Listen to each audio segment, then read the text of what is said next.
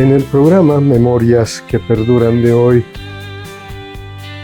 hablaremos sobre el ámbito educativo, pero también daremos espacio para saber que nuestro entrevistado es intérprete del charango y casualmente yo pude conocerlo en el Palacio Portales cuando Alfredo Coca organizó un concierto donde además participaron muchísimos charanguistas que están muy vinculados al arquitecto Coca. Y bueno, de ahí surge el interés de entrevistar al profesor Indalecio García Rojas. Digo profesor porque él ha estudiado en la Normal de Vacas, la Normal Ismael Montes, y de ahí ha desplegado su trabajo como profesor de aula, pero también fue director de núcleo, supervisor del ámbito educativo. Y yo tengo especial interés porque también he conocido que él ha sido director del Colegio Juan Pablo II en Villarrivero. Digo, de especial interés, hablaremos también de este tema. Y bueno, yo quiero darle la cordial bienvenida al programa Memorias que Perduran y pedirle, profesor, que salude al público que verá el programa Memorias que Perduran. Muy buenas tardes, licenciado. Un gusto estar presente en el programa que usted dirige, pero además también un saludo cordial al público que escucha. No dije que usted nació en Arani, pero es un dato interesante porque convendría un poco saber ¿cómo transcurrió su infancia en Arani? Bueno, yo soy descendiente de una familia humilde, quechua hablante, enteramente. Quechua sumaq parlan. Sí, sumaq chuatas limanino. Cosa pacha, kusikuni. Hasta ompis yachachejmanta churakorgani quechua simipi.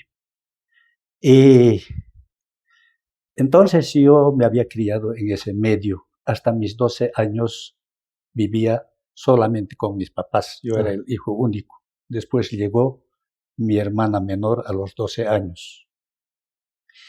En el transcurso de ese tiempo, yo estaba enrolado en las actividades que realizaban mis papás.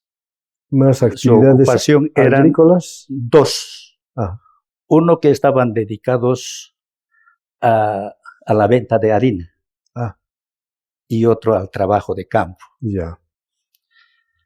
Cuando a la venta de la harina, yo desde temprana edad a mi papá le acompañaba a los molinos de Pocuata. Pocuata, que está muy cerca, ¿no? Que está muy cerca, los 5 kilómetros, pero el molino más alejado estaría unas 8 horas más o menos de caminata. De aquel entonces estoy hablando. Claro, claro. Del 60 más o menos, ¿no? Y resulta que aquellos entonces habían 4 molinos muy importantes, denominados uno Casa, otro Pilar, allá funcionaban 2 molinos, después Balcones, 3 molinos, y San Antonio, el lugar más alejado. Entonces mi papá prefería ir al lugar más alejado cuando yo me quería quedar en casa que el primer molino. Porque era más cerca, ¿no? ¿Y cuál era la razón de ir La razón de ir allá alejado? Era que poca gente llegaba ahí y despachaban lo más rápido posible con la harina. Entonces, ¿cuál era la estrategia de trabajo de mi papá? Iba, por decirle, como con unos 6 u 8 cargas que se llevaba en burros. Hasta el día sábado por la mañana. Día antes íbamos, dormíamos toda la noche haciendo turno, y al día siguiente por la mañana con unos 4 burros, desde las 8 horas de caminata más o menos, de ahí de San Antonio a Arani, me lo mandaba a mí, con la responsabilidad de que en el camino yo tenga que conducir a los burritos y hacer llegar a la feria de Arani, que era día sábado. Y mi mamá me esperaba en la playa de la venta de harina. Entonces ellos ya tenían sus caseritos que iban de Punata, de Clisa y de otros lugares. Llegaba y directo a pesar una arrobita, 2 arrobitas o algunos media carga, etc. Esa era una de las actividades de sustento de mis papás. Después el trabajo de campo, también juntamente con mi papá, como era el hijo único, además varoncito. Sí. Entonces había exigencias de que yo tenga que salir muy tempranas horas para ir al trabajo. Él más se dedicaba a la siembra de patatas, a la siembra de maíz, trigo. Entonces, cuando yo iba siendo más joven, me enseñó todo lo que él sabía trabajar. Y a la vez, como participaba activamente con él, me enrolaba al mundo del trabajo de campo. También conozco bastante la siembra de maíz, por ejemplo. A cada paso 3 granitos, 4 granitos. Entonces, con las 2 manos. La siembra de papa igual, con un aguayo amarrado aquí en el pecho, con el nudo, y agachadito por detrás de la yunta. ¿Sí? Entonces, actualmente yo me siento muy feliz, muy contento de haber participado de ese tipo de trabajos y orgulloso realmente, porque a la vez al andar con mi papá, con mi mamá, entonces ellos eran los que me han inculcado los valores humanos, como son el respeto, la responsabilidad, todo esto. Y saco una conclusión de la harina. No sé si usted recuerda que existe una canción donde dice: cliseños burrutiñis, tarateños caituaicos, aiquileños licorbuches, araneños muculacas. Entonces, todo esto resultaría como producto de aquellos tiempos que había abundante harina, porque no solamente nosotros íbamos, había gente que también de otros lugares iban a hacer harinar, y estaba en su auge el muqueo en ainis, en diferentes casas y de manera rotativa.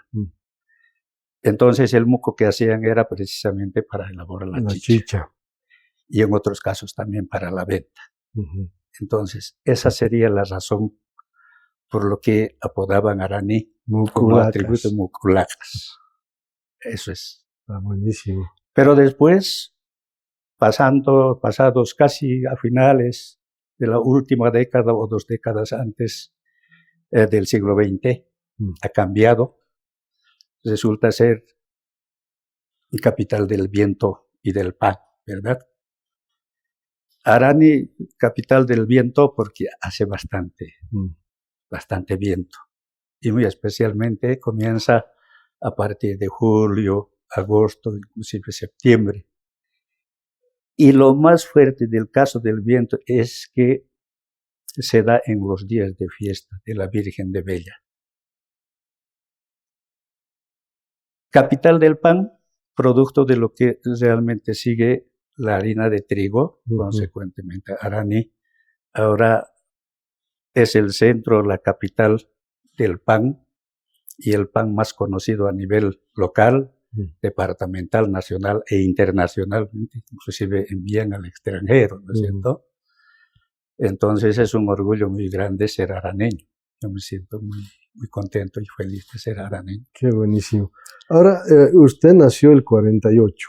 Sí. El 52 ocurrió la reforma agraria. Estaba de 4 años, de más 4 o años. menos. ¿Recordará algo del cambio que ha habido? No recuerdo mucho. No recuerdo mucho. La firma de la ley de reforma agraria ha sido el 2 de agosto del 53, ¿no? En Ucureña. Ucureña, sí. Entonces, de ahí en adelante. Lo que después recuerdo es que cuando realizaba mis estudios en la escuela primaria, quiero destacar la labor de un profesor. en sexto curso. Un buen profesor, pero también era nervioso. Oh.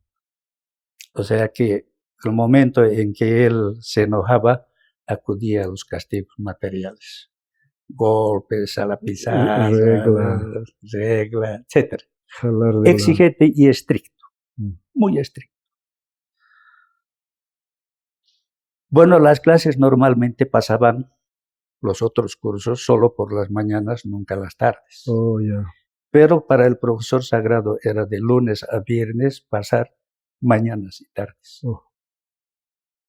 Las mañanas dedicaba para el avance de contenidos. Y por las tardes, ejercicios matemáticos. Enteramente ejercicios matemáticos. 21 ejercicios para el día siguiente. Las 4 operaciones fundamentales, problemas.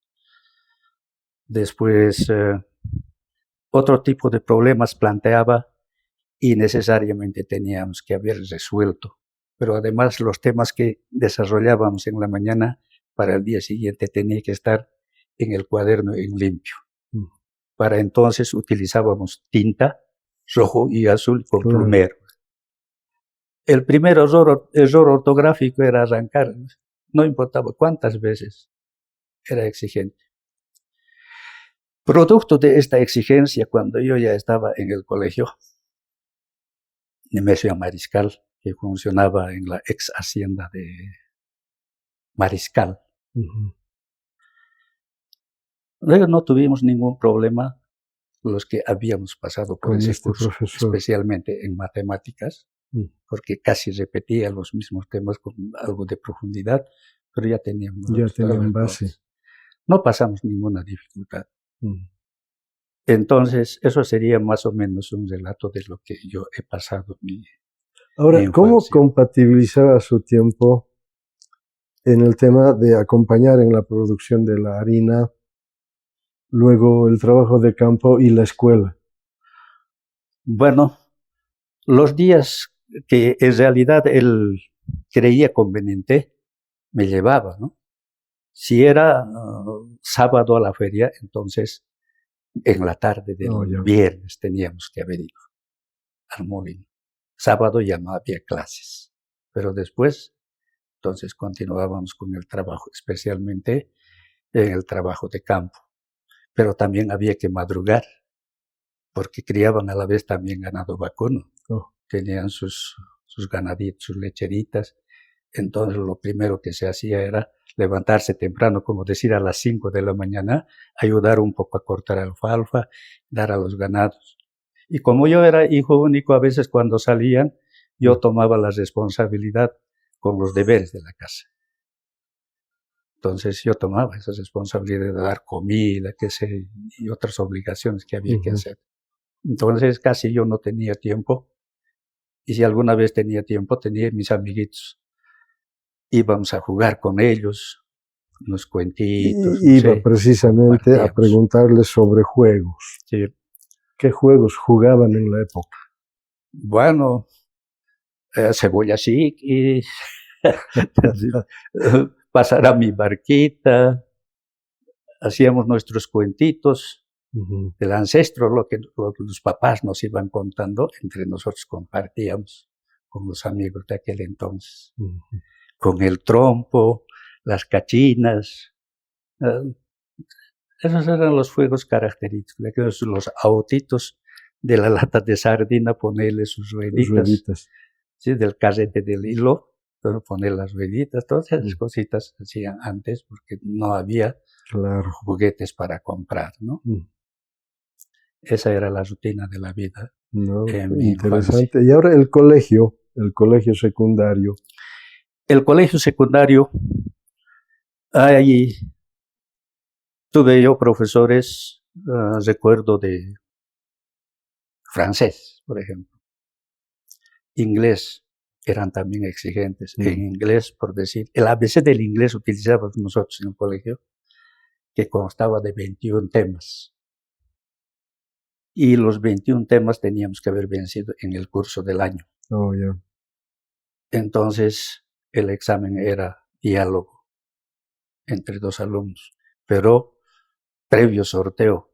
mediante bolos. Oh, ya. Si me tocaba el último tema, que a veces muy poco se aborda, entonces ahí era la dificultad. Muy complicado. Los primeros temas siempre más fáciles en todo caso, porque son repetitivos, Claro, ¿verdad? claro. Entonces lo que más temíamos era eso, que no nos toque lo último, pero en algunos casos tocaba y teníamos que hacer. En francés teníamos que aprender párrafos íntegros, como rezo. Recuerdo todavía algo inclusive de francés. Y él se ponía al frente, entraba y decía, esto es aquí, así ustedes tienen que repetir. Tenía sus policopiados que nos traía y de ahí. Après avoir dormi toute la nuit, remédié au point du jour sa bendition pour la journée que commençait. Decía, ¿y qué quería decir eso? Después de haber dormido toda la noche, me levanto por la mañana y me aseo y pido la bendición de Dios para el día. Ese era el significado. Qué bonito y recuerdo y me gustaba a mí. Eso era lo del colegio. Después las otras materias que sí era más memorístico, que usted se puede dar cuenta, ¿no? De aquellos entonces era memorístico, repetitivo, que no nos daban lugar. Además también la dificultad radicaba en que era uno quechua hablante y el castellano traducir lo que nos iba costando aprender el habla castellano, ¿no? Entonces esa era la dificultad del aprendizaje en el colegio. ¿Y por qué decide estudiar para ser profesor y luego ir a Vacas, a la normal Ismael Montes? Bueno, yo en realidad no había pensado aún estudiar. A mí me gusta ser sincero. Habiendo vencido el tercer año de secundaria, yo fui a la normal. Sí, todavía a tierna edad, daría 16 años, y a los 19 años terminé. Bueno, mis papás se anoticiaron que habían postulantes que estaban yendo a la normal, y entre padres de familia, así entre parientes y demás, se habían puesto de acuerdo para que nosotros también vayamos. Sin haber terminado el bachillerato. Sin haber terminado el bachillerato. Ya. Entonces me comentan y me dicen, tal persona está yendo a estudiar a la normal para ser profesor. Tal también, él también. Tu primo también va a ir, tus primos así.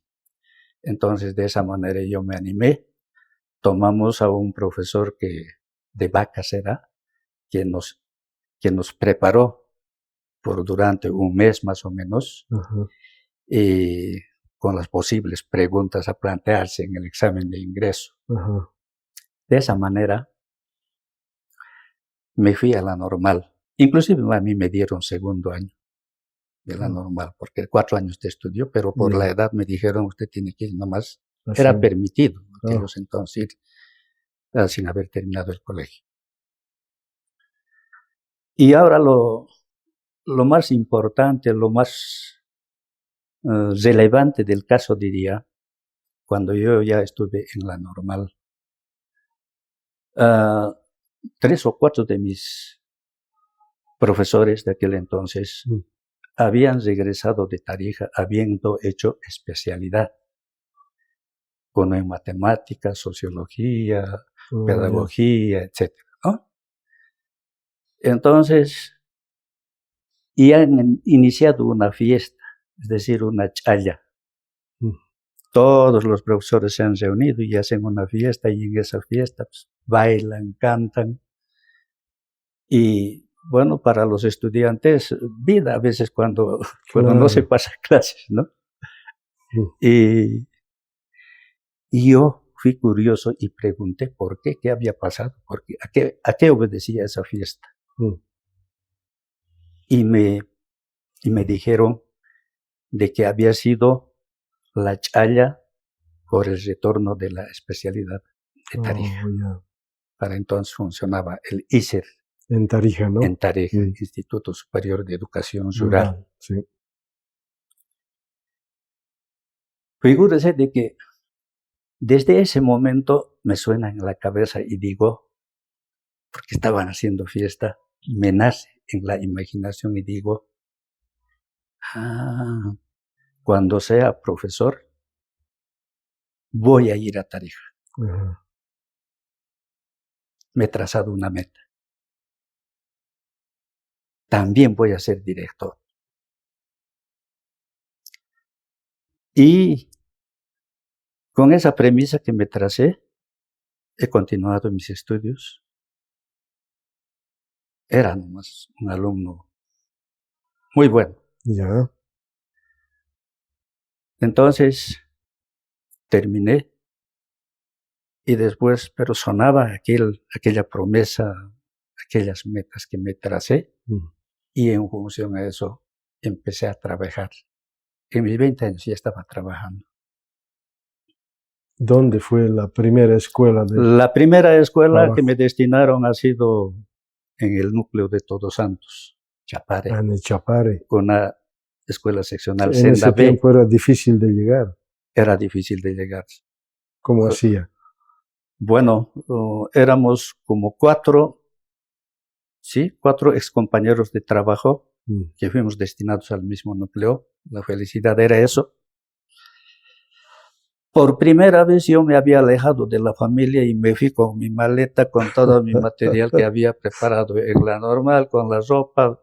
Tratándose de una escuela rural, era llevarse su anafito, su ollita, sus víveres y todas esas cosas. Así que llegamos al Chapare. En la noche nos hemos alojado en un alojamiento. Y uno que otro mosquito apareció. ¡Guay, guay! Para nosotros era admiración. Cuando después, para cruzar el río al día siguiente, ya teníamos que irnos. Había un transbordador, no sé si alguna vez usted ha ido y conoce. Hemos cruzado el río Espíritu Santo, no sé qué es, a la otra banda. De ahí había que tomar otra movilidad. De ahí llegamos a otro río. Y en el otro río, en la orilla, había estado esperándonos el director del núcleo. Y al ver con nuestras cositas, viene y nos pregunta, ¿ustedes son profesores? Sí, somos profesores. ¿Y dónde están yendo? Estamos yendo a Todos Santos. Nos han designado en esa escuela. Yo soy el director. Bienvenidos.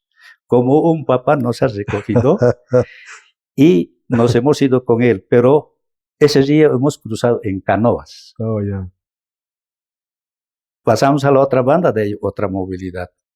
Recién llegamos allá. Bueno, pasaron días y yo me había quedado. Pensé que me iba a consolidar en el cargo en la escuela central, pero mi destino era una escuela seccional, Senda B, que estaba a una distancia de la central a unas 4 horas de viaje, de caminata.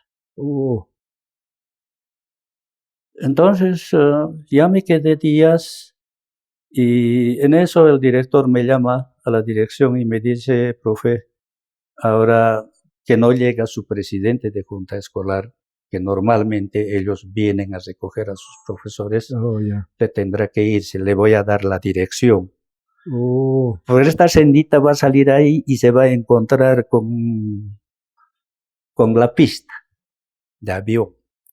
Por el medio está yendo una senda y al terminar se va a encontrar con un monte.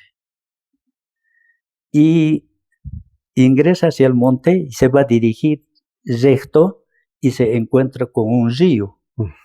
Llega a la orilla, le va a echar un silbo y al frente hay un canoero que vive y va a venir y lo va a recoger. Es una historia larga, ¿no? Entonces, justo cuando así me estaba explicando y en mi imaginación yo ya estaba diciendo, no voy a ir, sin conocer que voy a ir. En eso llegó. Y el director, ahí está, ha llegado tu presidente de junta escolar. Entonces yo me alegré, descansó un poco, después, más tarde nos fuimos con él. Cargó mi maleta y mis cositas, yo llevando. Después ya en el trayecto, recordaba todo lo que me estaba explicando pues el director. Después de llegar hasta donde era el monte, o empezaba el monte, habían varias senditas que iban por aquí, por allá, yo no sabía por cuál ir y me perdía, ¿no? Entonces, como el director me estaba diciendo semejante, pero mi decisión era no ir. Llegamos muy de noche. La escuelita había estado construida en una esquina de una cancha de fútbol, solitaria. Bueno, un lugar para aquel entonces, estoy hablando del año 1968, era el primer año de trabajo. Me estoy iniciando. Cuando al día siguiente salgo mosquito, Dios mío, como la chivana, un enjambre de la chivana, conocemos, ¿no? Hasta para hacer la necesidad había que sacar una ramita y... Después empecé a ir a conocer a las casitas donde vivían. De la escuela estaban a 2 cuadras, 3 cuadras, comunidad totalmente dispersa. Cuando después, de acuerdo a comentarios, me enteré de que todavía estaban mandando ahí confinados políticos. Ya. Pero ya habían algunas siembras de arroz. Habían señoras de pollera, lleno de carachas las piernas. Ya no podían soportar como el escozor de la picazón de mosquitos, con marlo de maíz, con eso frotaban. De por sí lagrimeaba yo al ver eso. Para el caso, no he aguantado ni 2 meses. Ya la comunidad estaba consciente de que tal vez me iba a quedar y me dijeron, profesor, y era el primer año que estábamos entrando profesores normalistas, porque antes trabajaban profesores interinos. Como ustedes son profesores normalistas, entonces te vamos aquí a dar un chaco de 5 hectáreas de terreno. El ofrecimiento ya me llega. Pero yo ya estoy consciente de no quedarme ahí. Claro. ¿No? Está bien, les dije. Bueno, agarré mis cositas y salí con motivo de cobro, me parece. Yo ya no podía aguantar, mi decisión era no volver más. Voy a la dirección departamental, me presento ante el supervisor de zona de aquel entonces y cuento lo que me ha pasado. Y las sendas recién estaban abriendo en algunos lugares. No habían caminos. Cuando llovía, volquetas nomás entraban. De esa manera logré cambiarme. Encontré una permuta, me fui hacia Independencia, un lugar denominado Charapaya, núcleo Calchani. Calchani, que había sido lugar de nacimiento del expresidente Mariano Baptista. Iba a conocer la casa del trópico a las alturas. Las alturas. Yo dije, no importa el último rincón, lo que es, salgo, no me quedo en el Chapada. Bueno, si me quedaba y me daban las 5 hectáreas de terreno, seguramente me volvía. Claro. Así fue mi iniciación. ¿Y qué tal le fue por Charapaya? Allá por Charapaya, bueno, es algo interesante, pues. Igual es de lejos, ¿no? Lejos, para aquel entonces. Hasta Independencia 8 horas. Caminos de acceso no había. A la semana una sola vez iba la movilidad. El primer viaje lo realizamos con el director del núcleo. Y el director había sido medio especial, chillón, engreído, arrogante, prepotentes. Con él nos hemos acompañado el primer viaje. Nos fuimos por Morochata. Llegamos a Punacachi. En Punacachi hay un núcleo, de repente usted conoce. Y ahí había un núcleo, entre directores se encuentran y entablan pues, una farra. Justo a la tarde que viajábamos. Así que de tomadito había sido todavía más agresivo. Con el director se ha querido prender a golpes y el director, que yo tenía esperanza que nos iba a alojar, nos ha aferrado. hemos tenido que carapampear esa noche. Claro. El primer viaje he tropezado con esa dificultad, pero gracias a la mala actitud de mi director, porque nos acogieron muy bien. Al día siguiente nos fuimos de madrugada y era una subida tremenda de unas 4 horas de subida. De ahí otro tanto de bajada para llegar, 8 horas de viaje, de caminata. Pero como yo era jovencito, tampoco sentía Claro, mucho, ¿no? no había mucho No problema. sentía mucho. Cuando llegamos, me dice, ahora tendrás que irte a tu escuela. Ya 8 horas, habiendo caminado 8 horas, sobrecansado y sin conocer cómo me voy a ir. No me voy a ir, de hecho. Me quedé ahí. Después, al día siguiente, recién me fui. Llegué, me presenté allá. Me encontré con un profesor que había sido del lugar y trabajaba de profesor. Entonces él me dio la bienvenida, la buena llegada, la alimentación y demás. Era una comunidadcita que del Abra de Camus, usted, Independencia, sí, claro. y del Abra de Camus, al fondo, abajo, casitas blancas se ven. Se veían aquellos como estar ahora. Nunca más he vuelto de lo que me vine. ¿Y cuánto tiempo estuvo ahí en Charapanca? 3 años he trabajado. 3 años. 3 años he trabajado. Después de los 3 años me vine a Epizana, kilómetro 27, que va hacia Totora, ¿no? Allá no había dificultad de transporte, claro. A cada momento, que van a Santa Cruz, todo eso. He debido trabajar como unos 3 años también ahí y solicité un tanto de acercamiento.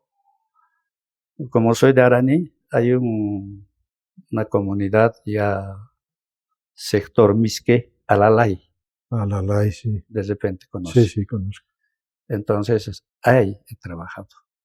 En Alalay me quedé ya con mis paisanos. Hemos estado trabajando ahí. Nos quedábamos también toda la semana. Ahí hacíamos actividades deportivas, juegos de lotería, de esas cositas. Buenísimo. Pero ¿y qué pasó, profesor, con ese deseo que había quedado pendiente de ir al Instituto Superior de Educación Rural? A eso estoy llegando. Bueno. Cuando yo ya estaba en Alalay, entonces dije, ahora ya es tiempo de que tenga que preparar. Entonces me compré el libro Baldor y empecé a estudiar. Pero el requisito previo era presentar diploma de bachiller. Ya. Entonces,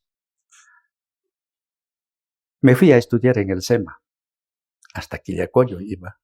Los viernes en la tarde, después de clases, llegaba a clase, o llegaba a mi casa, me bañaba directo a mis clases. Los viernes asistía.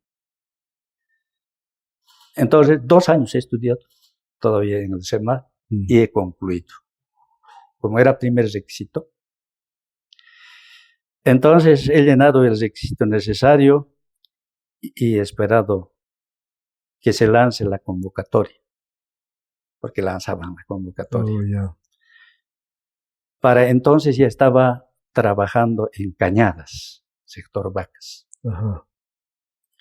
Entonces vivíamos entre 3 amigos, compartíamos la misma olla, porque por ser profesores rurales son tantos sacrificados, se puede imaginar, licenciado. Nosotros teníamos que preparar nuestro alimento en la mañana, preparar nuestro recadito. Uno que tenía que encender la olla, el otro tenía que ir a ver, poner la papita y algún rato que tenga tiempo, ¿no? Y así. Pero en las tardes yo les había motivado a mis compañeros de decirles, nos prepararemos. No podemos seguir siendo así. Claro. Tenemos que ascender, así como en el ejército hay grados. Entonces, para eso tenemos que prepararnos. Si hoy somos profesores de aula, tenemos que ser directores. Entonces, justo en ese interín hay una convocatoria para La Paz, o para Tarija. Para Tarija. Primero ha sido compulsa de méritos. Y uno de los fuertes que yo tenía es que nunca descuidaba poner al día mi expediente. Oh, ya. Pero además de eso, lo que me olvidaba, con el primer sueldo yo me había comprado el Código de Educación Boliviana y el Reglamento de Faltas y Sanciones Disciplinarias. Entonces, yo leí todo esto y con todo eso entonces estaba equipado. Y recuerdo a mi profesor de sexto año que nos puso una disciplina única, que hay que ser puntual en todo. Entonces todo eso conllevó a que yo sea puntual, estricto conmigo mismo y poner mis documentos al día. Entonces yo no necesitaba tiempo para tener que aldear mis documentos. Como ya tenía listo el expediente y mis amigos no habían tenido, yo pensé que lo mismo hacían. Al mismo tiempo nos hemos presentado para la compulsa de méritos. Lástima que mis amigos con quienes vivía, que se presentaron, se quedaron. Yo aparecí solo como postulante a hacer especialidad de matemáticas en Tarija. Y cuando ya habían salido los resultados, el director departamental para entonces era el profesor Gustavo García. Él sale personalmente y dice: señores profesores, quienes han aprobado en la compulsa de méritos van a tener derecho de ir a rendir su examen de competencia en la ciudad de La Paz. Y voy a dar la relación nominal. Y he empezado a llamar y yo había aprobado. Entonces, de esa manera, decidí yo viajar a La Paz a rendir mi examen de postulación, ¿no? A la beca. Con beca era, pues, entonces. Entonces, después de una semana salen los resultados y había aprobado. Una mañana muy temprano estaba viniendo. No estaba dando mucha importancia si habría aprobado, no había aprobado o cuándo tenía que salir los resultados. Cuando se había difundido en la radio continental de Punata, esa mañana que estaba saliendo. Entonces uno de mis amigos justamente de la vivienda había estado yendo, coincidimos, nos encontramos en la esquina y dice: ¿has escuchado? Habías aprobado. Han leído quienes han aprobado. Me alegré. Y todavía no le he creído a él, a su esposa le he preguntado.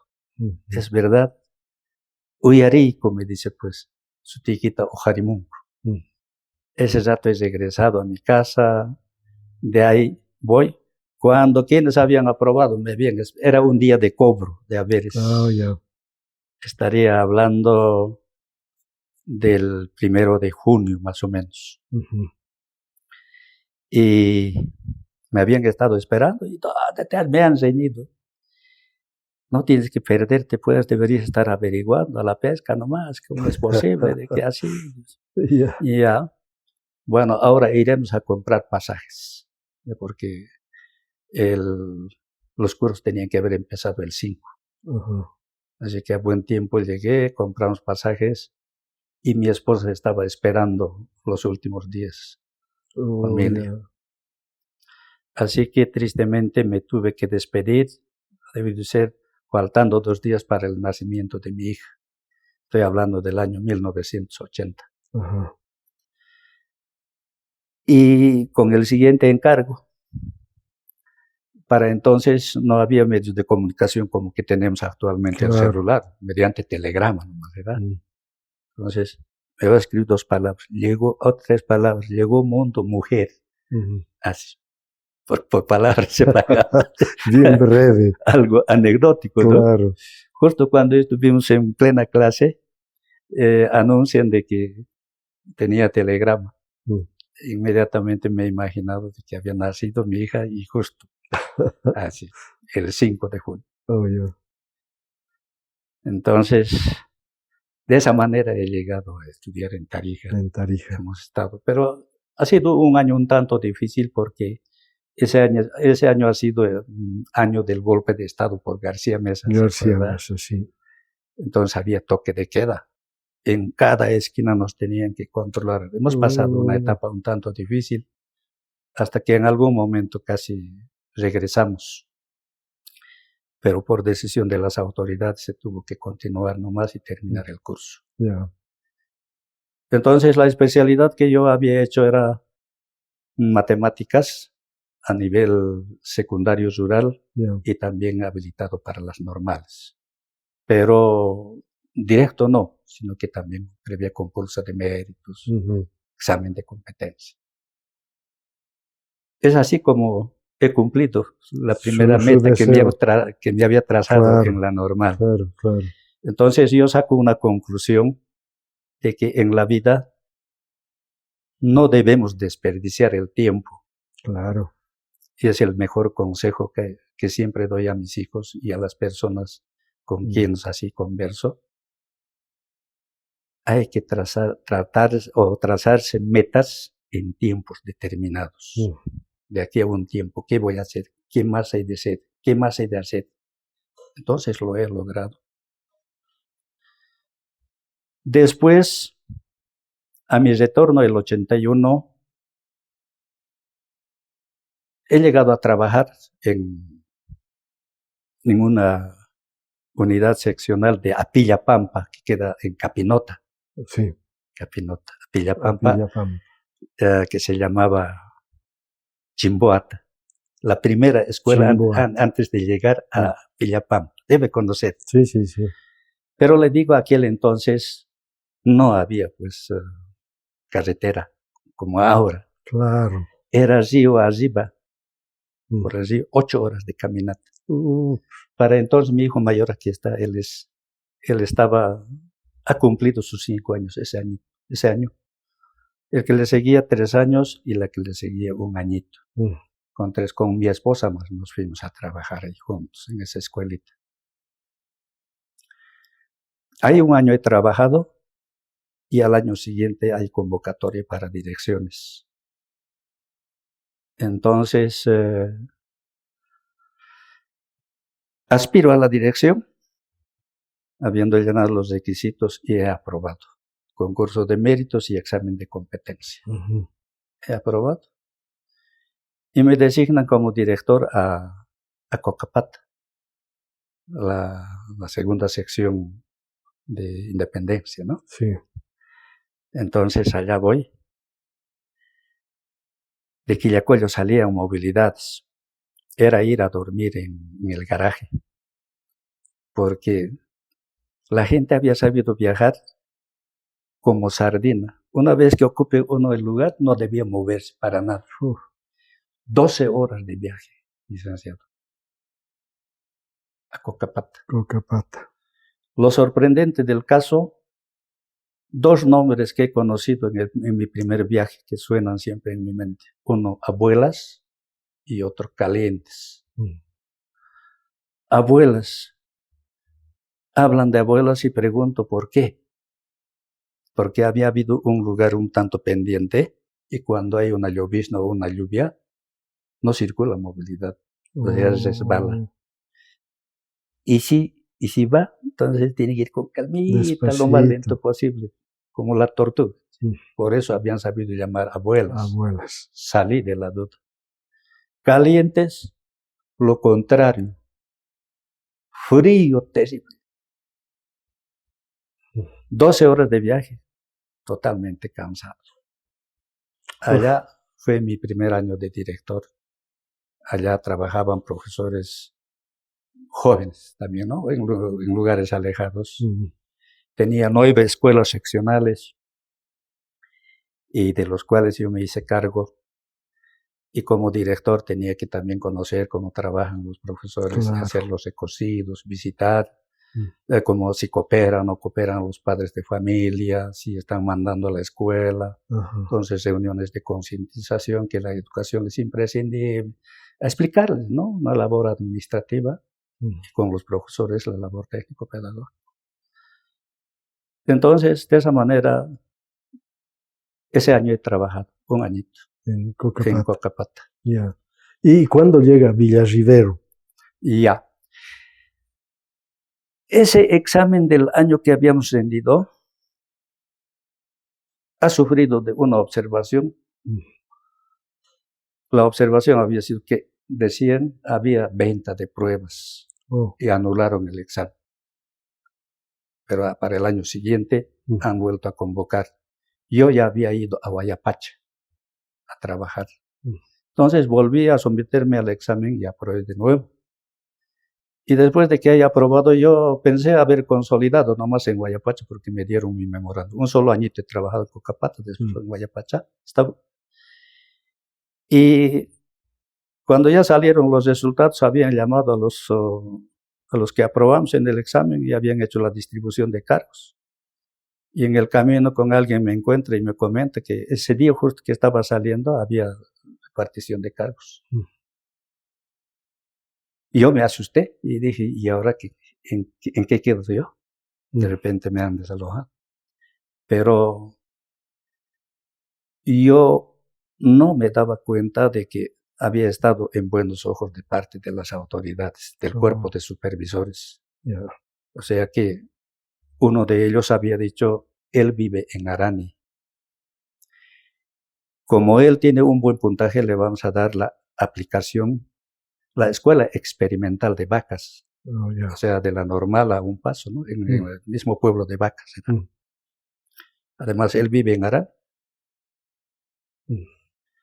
De ahí, ya estoy hablando del 84 inicios.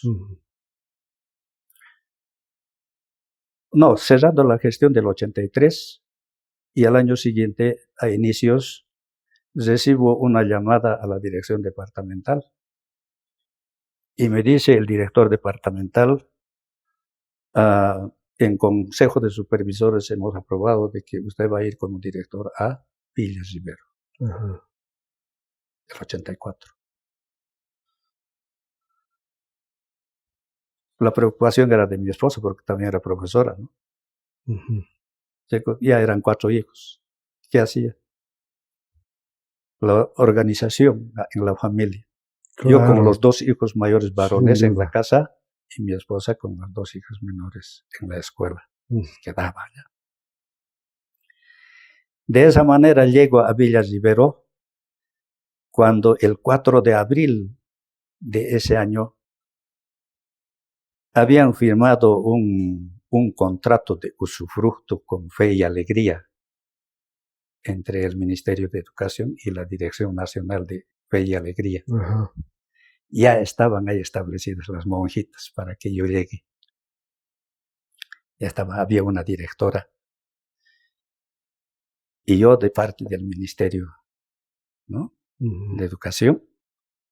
Entonces, con las instrucciones respectivas que me dieron, la dirección departamental me presento allá y, bueno, en principio parecía molestarse la monja directora. Yo vengo con esta designación, ¿sí? Entonces tuvo que aceptar. Después coordinamos el trabajo, nos distribuimos tareas. Ella era directora administrativa, yo era director técnico pedagógico. O sea que yo tenía que brindar apoyo a los profesores en el desarrollo curricular, etc. Pero las monjitas que fueron estaban con buen criterio de trabajo. Asunción Aragonés se llamaba la directora, había sido licenciada en Ciencias de la Educación. Entonces, allá es donde yo más en el campo administrativo me he amoldado, porque encontré a profesores de mayor edad, ¿no? Hasta tenía miedo de... Que seguramente eran del lugar. De la Escuela de Tejidos, ¿verdad? Sí. Escuela Industrial de Tejidos. Escuela Industrial de Tejidos, cuando su fundación. La fundación data del 3 de junio de 1939. 1939. Como Escuela Industrial de Tejidos Fermín López, como le decía, que el propulsor ha sido Alfonso Claros. Y bueno, una vez que ya nos hemos ido acostumbrando, la monja tenía su estadía en Arani, tenía un centro de niños huérfanos en Arani. Yo vivía en Arani tenía la facilidad de que me llevaran en la Oh, movilidad. Ya nos hicimos de amigos y conocieron mi tren de trabajo. Además, empezaron a depositar confianza porque yo había asumido la responsabilidad con mucha seriedad, con mucha seriedad, y lograron estimarme y hemos empezado a crear el nivel medio, porque para entonces estaba funcionando hasta octavo. El intermedio. El intermedio. El 85 nos hemos propuesto crear el nivel medio. Pero para crear el nivel medio requeríamos personal, ¿no es cierto? Claro. Pero los profesores, aquí yo debo destacar el nombre de Mario Fuentes, pues. Mario es bien arrojado, cooperador, y él se ha brindado. Yo voy a tomar inglés. ¿Alguien más qué materia puede tomar? No importa cuántas que me excedan en las horas, pero yo voy a tomar. Y fue valientemente Mario salió al frente. Que lo quería, pero de verdad al colegio. Ahí lo conocí yo a Mario. Después necesitábamos profesor de lenguaje. Alguien se brindó también. Y yo, como años antes nomás egresé de Tarija con especial de matemáticas, yo dije, yo voy a dar matemáticas. Entonces, y así hemos ido cubriendo las horas, la carga horaria del primer año del nivel medio. Interesante era la cosa. Claro. O sea que yo no tenía tiempo. Campo administrativo y profesor en aula. Entre tanto, yo como director técnico, pedagógico, etcétera, tenía que hacer la gestión, la dirección departamental. Para entonces, el supervisor de zona era mi ex compañero de trabajo. Y requiero ítems. Ya, hermano, vamos a programar. Para entonces, de director distrital o departamental era Sosimo Morales. Entonces, de esa manera, de uno en uno, primero conseguimos lenguaje, después conseguimos matemáticas. Dos ítems hemos conseguido el 85. Al año siguiente, segundo. No, profesor de matemáticas todavía no teníamos. Segundo año más estaba dando yo. Y filosofía ya entra también en el pensum de estudios. Me ha arrojado a tomar también esa materia, pero para que surja. Claro. ¿No? Entonces, ese año hemos logrado también otros 2 ítems, ya eran 4, y posteriormente hemos ido completando. Bueno, el colegio había pasado con nombres de Escuela Industrial de Tejidos, Colegio de Tejidos, Colegio Laboral de Tejidos, con la presencia de Fe y Alegría, Colegio Laboral de Tejidos. Fe y Alegría ya entra ahí. Entonces, ya cuando habíamos completado con el personal, ya teníamos profesor de artes plásticas, en fin, todo lo que habíamos requerido. Entonces, recién respiramos la felicidad, la tranquilidad para los mismos profesores que retornaron al nivel intermedio, ¿no? Los que cooperaban. Ese tiempo, durante ese tiempo, hasta el 88, que era la primera promoción, hemos trabajado fuerte y duro. La mejora de la infraestructura. Claro. Hemos implementado talleres técnicos, respetando lo tradicional, porque era la escuela de tejidos. Tejidos en las 3 especialidades: horizontal, vertical, Esmirna. Ahí es donde trabajaban doña Casilda, doña Flora. Claro. No recuerdo, había otro caballero más. Y carpintería. esos dos talleres funcionaban. Pero nosotros teníamos esa intención de convertir el colegio en un colegio técnico humanístico. Oh, Y la buenísimo. directora, por su parte, se ocupaba de la parte del financiamiento. Oh, Ella coordinaba con la Congregación Mundial de Religiosas de Jesús María. Creo que por aquel entonces logró conseguir alrededor de $80,000. oh, ya. Entonces, con eso hemos equipado taller de electricidad, taller de metal mecánica, después taller de dactilografía, de técnica femenina. Entonces teníamos varios talleres. Ujú. Y logramos. Yo he estado realizando los trámites correspondientes para sacar la resolución administrativa con nominación consensuada entre directores, Ujú. profesores, padres de familia, representantes, autoridades de la comunidad, todo eso, nominar como Colegio Técnico Humanístico Papa Juan Pablo II. Segundo.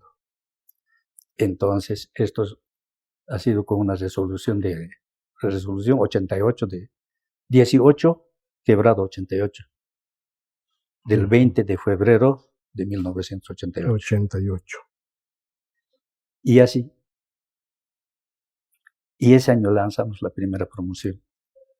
Como ya teníamos la resolución administrativa otorgado por CEDETE, entonces, Consejo Educativo Departamental, es allá donde hemos consolidado la nominación del colegio. Y teníamos un colegio antagónico al frente, pues, boliviano-alemán, de educación urbana, donde estaba como director Waldo Soria. Bueno, nuestros alumnos se agarraban, se peleaban. Se peleaban. O sea que ellos decían que su colegio era mejor que el nuestro, y los nuestros decían que nuestro colegio era mejor. Y entablaban sendos discusiones, ¿no? Se daban duro, hasta inclusive entre profesores habían fricciones, malos comentarios, que este colegio es de educación rural, no van a sacar ni diploma de bachiller. Para el caso, yo he tramitado para los primeros bachilleres de mi colegio. Claro, yo he trabajado bastante en ese colegio, he dejado mi vida también, parte de mi vida. Entonces, he sacado y he demostrado que el colegio sí funcionaba con toda la legalidad del caso, que se extendían los diplomas de bachiller. Qué bueno. Y así. Después, como la fundación databa del 3 de junio del 39, entonces hemos avisorado que ya estuvimos cumpliendo 50 años. Oh, ya. Y dijimos, hay que festejar bodas de oro. Ya que hemos trabajado tanto, ahora tenemos el nivel medio también completo, ya tenemos bachilleres. Entonces, festejaremos. Un consejo de profesores consensuado, con las autoridades, con los padres de familia, etc. Y para eso había que hacer los trámites correspondientes también a nivel nacional para la condecoración por el Ministerio de Educación.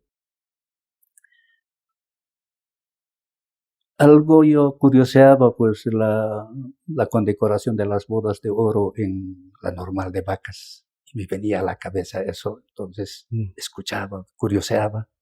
Y todo esto parecía una experiencia, entonces, que había que ir necesariamente a La Paz. Me asesoró, justo coincidía. Y con Mario éramos los comisionados para iniciar el trámite. Y Mario dice, en La Paz hay uno de Villa Rivero, Hernán Claros, abogado. Ahorita que me acuerdo, estaba olvidando Hernán Claros. Y había estado trabajando como asesor legal en la Fuerza Aérea. Y tras que hemos llegado, hemos averiguado dónde quedaba la oficina.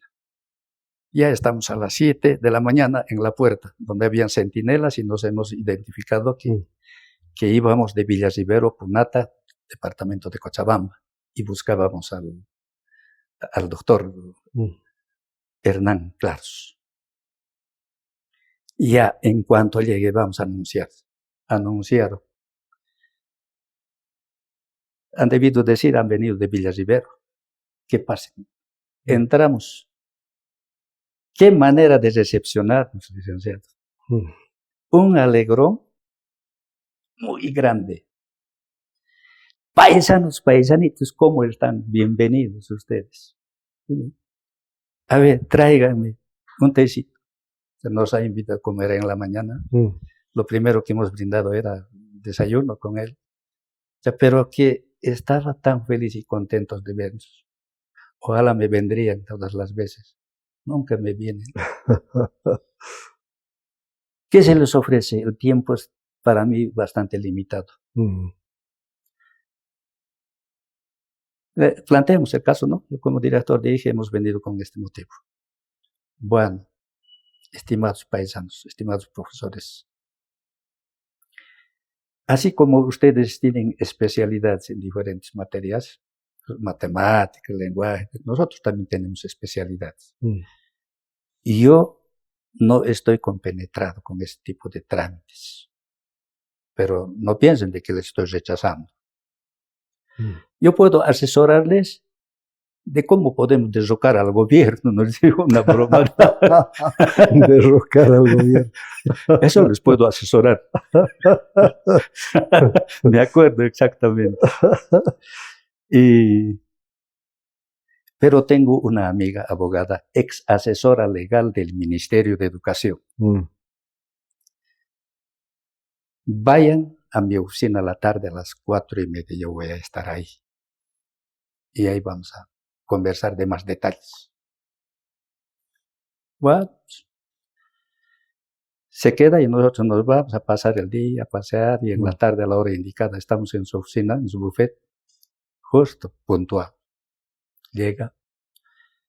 Y no ha debido tener tiempo, no había hablado con la doctora. Agarra el teléfono en nuestra presencia, ¿no? Maurita dice, mis paisanos han venido a pedirme un favor y está en tus manos, por favor, si puedes venir enseguida. Aquí me están presionando, ya bromeando, ¿no? Están presionando. La doctora, ¿por qué no voy a estar? Y en La Paz la gente, la cultura de la atención es muy distinto y es puntual. Y yo capto de esa manera. Llegó, nos presentó y planteamos el asunto. Bueno, déjenme a mi cargo, yo lo voy a hacer. Yo conozco todos los mecanismos, los pasos a seguir, etc. Yo me comprometo a hacerlo por usted, doctor. Hernán Claros. Bien. Hoy no vamos a poder hacer nada. Mañana vayan a la 1 de la tarde a mi oficina. Ella también nos da su dirección. Al día siguiente estamos, hora puntual. Y ha hecho el memorial, donde me hace firmar. Y yo le digo, ¿ahora cuánto le debo, doctorita? No me debe nada. Y yo me voy a encargar de iniciar el trámite hasta que tenga que salir la resolución. ¿Y cuánto nos ha de costar todo el tiempo que usted va a gestionar? Nada. O sea que cero. No les va a costar nada. Llámenme el rato que ustedes gusten y yo les voy a ir informando en qué paso está o cuándo más o menos va. Inclusive si tienen número de teléfono, déjenme para que yo pueda llamar y decirles en qué estado se encuentra el trámite. Nosotros admirados. Claro. ¿Cómo? Después el doctor nos dijo, pues después de que hayan conversado ya con la doctora, vuelven a mi oficina en la tarde. Vamos a ir a cenar. nosotros con dinero limitadito hemos ido nuestros pasajitos de ida y vuelta Claro. y calculado para 2 días. Escasos recursos. Cuando el doctor nos ha llevado a un local lujoso, de entrada nos hemos asustado. Claro, ¿Y ahora qué hacemos? ¿De qué claro. pago? Yo estaba manejando el dinero como director, pues. ¿Ahora qué hago? Trae el menú, bueno, un aperitivo de inicio, un shot de cerveza parece que costaba 30 bolivianos, algo así. Y otras bebidas más finas, 60, 70. Y para una vuelta no alcanzaba mi plata y ya no tenía ni para pasajes, pues en ese caso, ¿no? Yo estoy ajustando. Y después, él se ha dado cuenta, pues, ¿no? Nos pusimos, yo especialmente me puse nervioso y dije, pues, ¿y ahora de qué va a pagar? Me parece que se está poniendo profesor sumiso. No se ponga. Y yo, por la felicidad que siento por ustedes que han venido, les estoy invitando a la cena. Sus platitos especiales y demás, entre medio nos ha ido contando que él era también descendiente de una familia humilde, que era hijo de madre soltera, que el sustento era elaboración de la chicha y que él iba a pallar leña en el cerro, le cargaba y para atizar y le ayudaba a su mamá. A mí me llamaban llantero. Así nos ha contado. Entonces, ese era mi apodo. Así me decía, me discriminaban. El llantero. Pero todo eso a mí me ha fortalecido en el alma, que ha quedado en mi cabeza para no quedarme atrás, sino seguir adelante, sacar adelante. Yo había prometido a mi mamá para ser un gran personaje y lo he cumplido. Y como me ven, quién soy. Porque aquí, quienes pisan más, los poderosos. Así. Profesor, ya el tiempo prácticamente nos ha rebasado.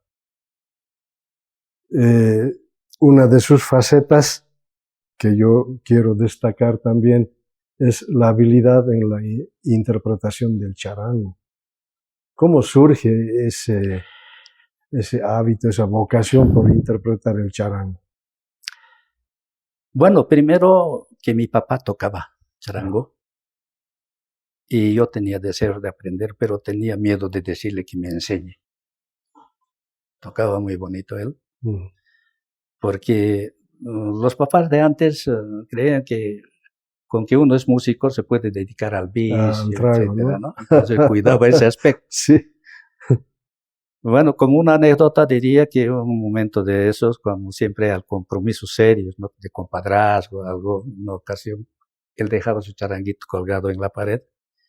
Entonces se fueron y yo aproveché esa oportunidad para desafinar el charango para volver a afinar, porque yo no manejaba, ¿no? Pero no pude, no logré. Llegó borrachito y quiso tocar su charango. Levantó, templó, quiso afinar, pero no lo pudo. Entonces al final, al no poder, arrojó al piso y se saltó encima. Esa es la anécdota que a mí me dolió mucho que él procedió de esa manera, ¿no? Pero yo he sido el culpable. En mi conciencia quedó eso, pero una vez que sea profesor, se lo voy a comprar con mi sueldo que gano. Esa era la premisa. Y después recién le avisé. Esto fue lo que ocurrió, ¿te acuerdas, papi? Le dije.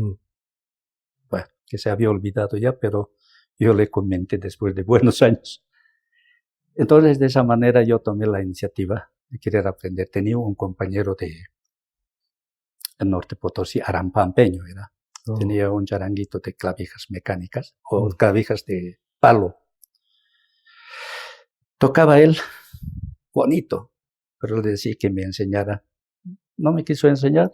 Ya te voy a enseñar, pero al tocar así movía y no se me veía como pisaba. Solo rasgueaba, miraba, nada más. Después, a poco tiempo, tenía deseos de vender su charango, puso en venta y yo me lo compré. Quería seguir tocando, le dije, no, ¿me enseñas o no tocas? Y de esa manera, ya habiendo sido profesor, me compré un método Cavour, aprendí los primeros acordes. Y eso se iba dormitando también tiempo porque falta quien acompañe. A pesar que en Arani, los inicios de la década del 70, nos habíamos organizado en grupitos así de como contemporáneos. Tocamos, pero ya después de la juventud, cada quien empieza a contraer responsabilidad con la esposa, etc. Y nos descompusimos, ¿no? De ahí, no habiendo, digamos, con quién poder tocar, solo tocaba. El gran recuerdo que tengo es en una comunidad asistido a un matrimonio que me contrataron para que amenice el matrimonio. Pero para entonces no tocaba aún bien, ya estaba como aprendiz, pero me he defendido el matrimonio. Ahora, de largo pasando, el año pasado, ha debido ser fines de junio. Resulta que Cintia había visto en Face una convocatoria para participar en los 2000 charangos. Los 2000 no charangos. sé si estaba enterado usted. Sí. Y entonces me dice mi hija, papi, hay una oportunidad para que vayas. Quisiera también que mi hija vaya. Entonces los dos pueden ir contigo y me las recoges nomás. ¿Y quién está dirigiendo?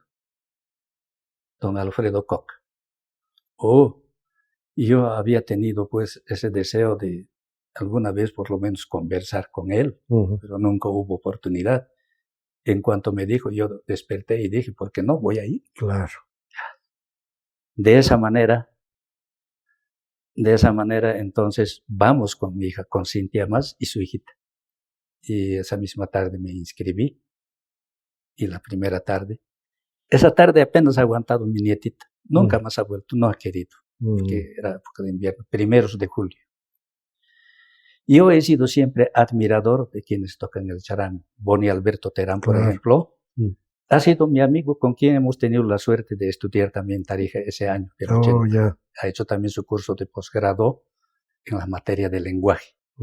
Entonces, él es compositor de todas sus piecitas, son composiciones de él, lenguajes. Entonces, muy amigos. Entonces, como he soñado, se han ido cumpliendo todos los sueños que he tenido, licenciado, gracias a Dios. Y de esa manera he participado ya en la preparación para los 2000 charangos, que estaba fijado como fecha de presentación el 5 de octubre. Después, no sé qué imponderables ha habido, se postergó y la presentación era el 23 de noviembre del año pasado. Entonces se prolongó algo más. Para eso preparamos 13 temas con el maestro Alfredo Koch, que de verdad pues es un maestro verdadero a nivel nacional, internacional, y hace vivir pues. Entonces, como que yo sabía, entonces me ha gustado, y después de la presentación de los 2000 charangos hemos participado en diferentes eventos, y al último hemos organizado una orquesta con nombre del maestro. Orquesta de Charangos Alfredo Koch. Ahora ya no me quiero desprender. Quiero continuar. Bueno. Ya para acabar la entrevista, profesor García, ¿será posible que pueda interpretar su charango?